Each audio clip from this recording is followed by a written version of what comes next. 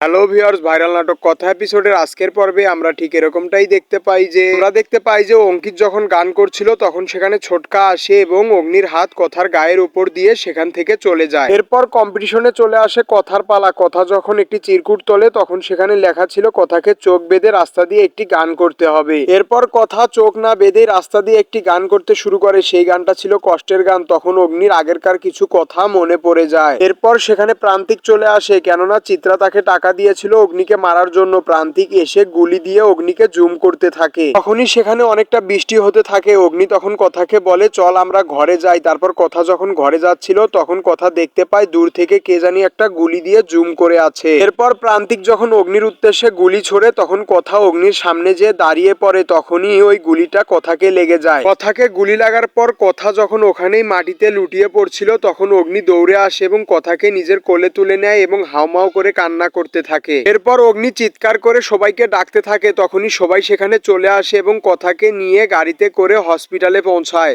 নিয়ে যখন সবাই হসপিটালে পৌঁছায় তখন হসপিটালের নার্সেরা এসে কথাকে নিয়ে যখন ভিতরে যাচ্ছিল তখন অগ্নি সবাইকে বলতে থাকে যে কথার তো জ্ঞান নেই, সে অজ্ঞান হয়ে গেছে। আগামী পর্বে আমরা দেখতে পাই কথাকে নিয়ে ওটির ভিতরে যায় এবং ডাক্তাররা সেখানে অপারেশন করতে থাকে। সো ভিউয়ার্স, এই ছিল আজকের ভাইরাল নাটক কথা এপিসোডের মূল পর্ব। এই নাটকের নতুন নতুন পর্বগুলো পেতে আমাদের চ্যানেলটিকে অবশ্যই সাবস্ক্রাইব করে এবং একটি লাইক দিয়ে আমাদের পাশে থাকবেন। ধন্যবাদ।